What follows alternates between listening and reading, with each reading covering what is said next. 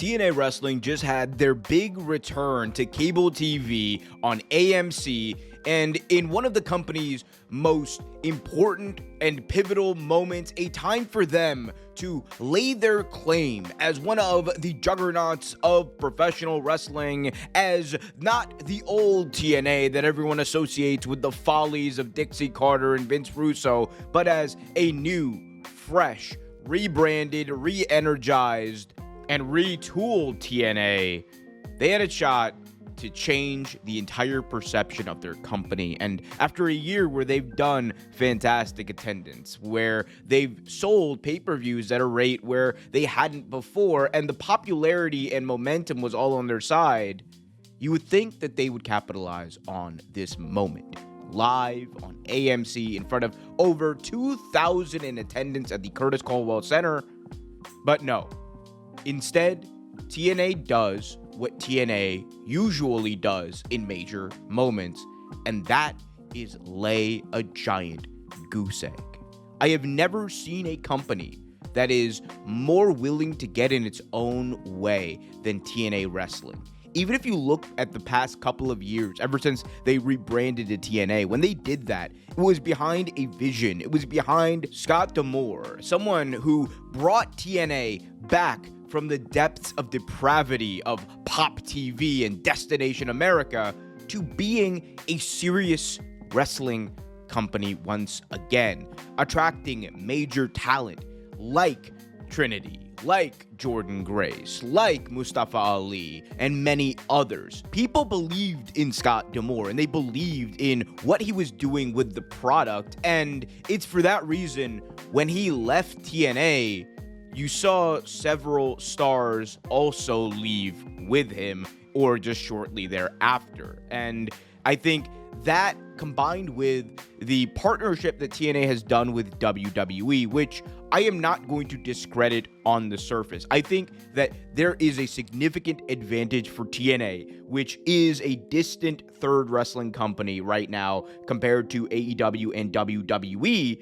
I think that there's a way for them to partner with WWE that boosts their business. And in fact, I think it's a major reason why they got this TV deal in the first place. So not discounting that, not discounting the fact that TNA can go to advertisers and say that we're going to have ex-WWE talent showing up on our show this week as a way to sell those ads and gain that revenue.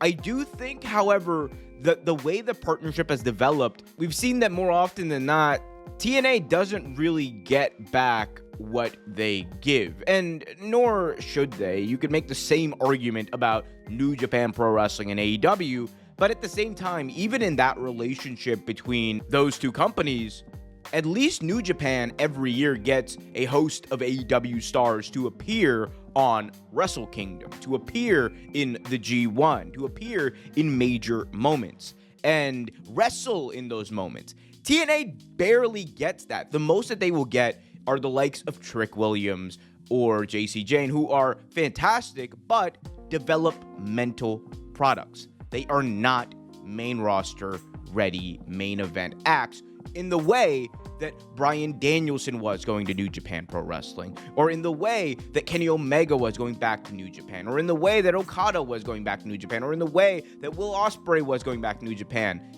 I don't think that those are comparable situations, because at the end of the day, you are not going to see the likes of Roman Reigns, Cody Rhodes, Drew McIntyre, or others appear or wrestle in TNA. That is just not going to happen. So relationship is different, but despite that, TNA has had the opportunity to develop its own stars, likes of Mike Santana, someone who TNA also laid a goose egg with back a couple of months ago at Slammiversary, when you had 6,000 plus show up for one reason in the UBS Arena, and that was to cheer on the hometown hero Mike Santana as he challenged for the TNA World Championship.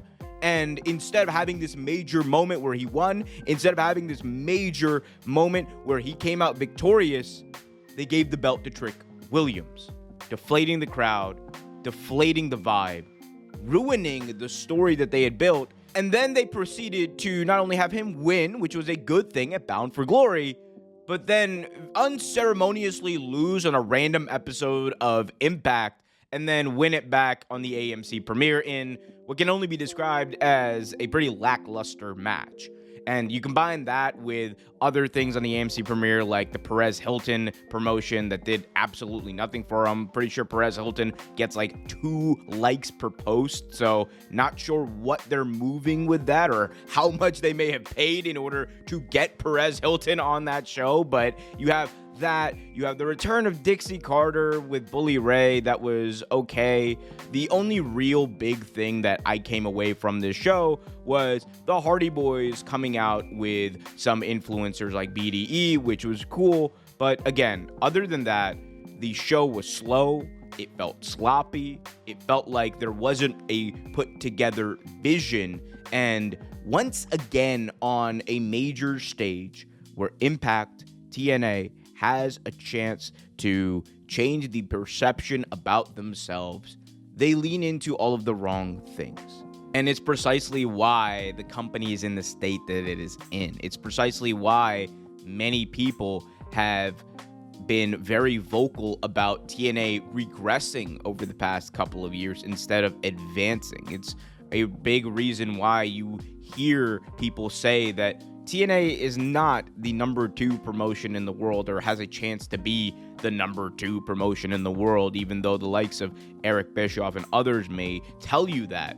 But it's a real criticism. And for weekly watchers of the show, I think it is a warning because unfortunately, the current management ever since Scott D'Amore left just isn't up to the task of building this company, building this brand, and most importantly, building up these wrestlers and these storylines, which is why us fans tune in. They're not willing to give it the credit or time that it deserves. Instead, they are just okay with being fodder for WWE NXT. Instead, they are just fine with getting this one-off TV deal with AMC, and ratings are going to be determined in a couple of days, and I'm sure they're going to come out, and we'll see where they land. But I would find it hard to believe that the sustained success that we've seen with other shows, whether they be NXT, whether they be AEW Dynamite, is going to land with TNA long term. I think that the odds are you will have a very high rating for the first event, but then you're going to see them slip off because, as we know, the first premiere episode on any major show is usually the highest. But I say all this with only optimism in my heart. I want TNA to do well. It's why I'm saying what I'm saying now. I really hope they change, but hey, I guess we'll see.